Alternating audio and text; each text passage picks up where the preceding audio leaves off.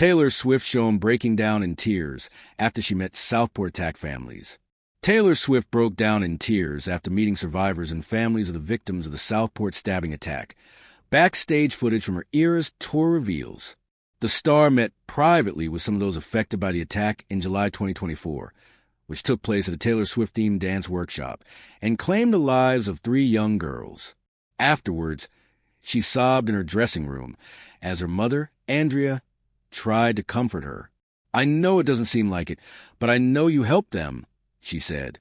Swift, who was already in her stage costume, then had to pick herself up and perform for 3.5 hours at London's Wembley Stadium. Speaking to select members of the media, including the BBC, at the New York premiere of her new 6-part Disney Plus documentary, Swift revealed she had felt compelled to create some form of escape for her fans after the incident. "From a mental standpoint, I do live in a reality that's unreal a lot of time," the star says in the first episode. "But I need to be able to handle all the feelings and then perk up and perform." Adding to the emotional burden, the Wembley show also marked Swift's return to the stage after canceling 3 concerts in Vienna, Austria, due to a terrorist threat. In her own words, the tour narrowly dodged a massacre situation when the CIA identified a plot to explode a bomb at the concert. Swift said that, after performing for 20 years, being afraid that something is going to happen to your fans is new. Thankfully, the rest of the tour proceeded without incident, and the documentary shows her relief after playing Wembley. On a phone call afterwards to her fiancé, Travis Kelce, the star says, "I was so happy. I thought I was going to forget how to play guitar and sing." The insights are shared in the 6-part series, titled The End of an Era, which debuts on Disney this weekend, alongside a concert film, shot on the final night of the star's record-breaking tour, which ended a year ago, before taking her seat at the New York City screening, which was also attended by her mother, Andrea. Swift said the tour had been a lifetime within my life. Everything that went into this was all the lessons that we've learned throughout all of our lives. From the first moment the docuseries played, there was no doubt that one of those lessons was that joy can be palpable if you let it. Here are 5 others. Episode 1 drives home the amount of work it takes to make art appear effortless. Viewers are taken behind the scenes of the exhaustive planning, choreography, rehearsals, set building, and collaboration it takes to put on a show of such magnitude. Swift says the goal of the Eras tour was to overserve in terms of the number of songs performed, the extravagance of the costuming, and the details of each set design. "Every person is the best one in the entire industry," she says. "Their job is to make all the effort look accidental." That said, speaking to the audience in New York, Swift confessed it was also some kind of magic destiny and stuff we can't explain when something goes as well as this tour did. 2. It's not all fun and games. While everyone on the tour is clearly working at maximum capacity, there's only one person at the front of it all. And what's the old cliche? With great power comes great responsibility. The series examines Swift's existence as a larger-than-life pop star, and more specifically, the emotional toll of putting on a happy face to perform, night after night after night. During Swift's introduction, she explained she was obsessed with perfecting the art of entertaining a huge audience by making the world go away for a little while.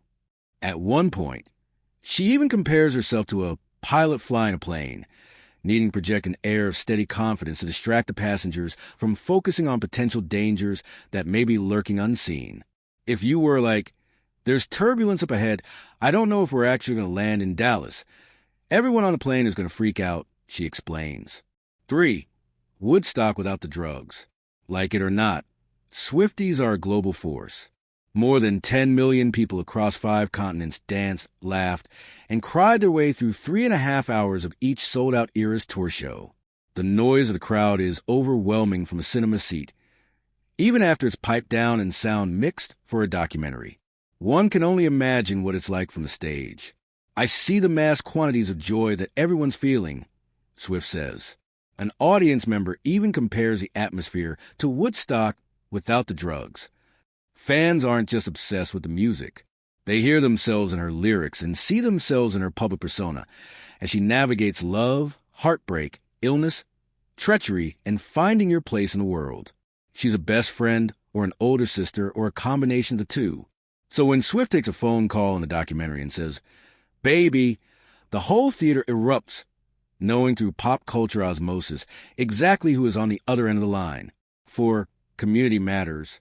Throughout the series, friendship bracelets are traded, strangers become fast friends, crew members form family bonds, and surprise guests punctuate intimate backstage moments. Watching the opening episodes in New York, the era's tour performers were equally energetic, laughing boisterously at on-screen jokes, marking the choreography through aggressive chair dancing, and cheering for each other as they rotated into scenes and through plot lines. Swift is both comfortable and content to let this diverse cast pull focus and steal scenes, both on and off the stage. During one particularly moving segment, dancer Cameron Saunders, one of the tour's breakout stars, talks about his struggle to get hired because of his size and look. Later, when his mom attends a tour, he tells her how much her love and support meant as he waited for his opportunity. As those scenes played in New York, Swift affectionately turned to Saunders and yelled, "Yes!" as he giggled and covered his face in feigned shyness. It's easy to feel how life-changing the tour was for everyone involved. 5 were happy, free, confused, and lonely at the same time. As any Swiftie who has endlessly shout-sung the bridge to their favorite breakup song can tell you, there is no shortage of weeping in the Taylor verse.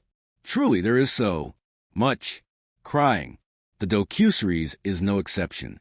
It even opens with Swift shedding some heartfelt tears during the first tour rehearsal.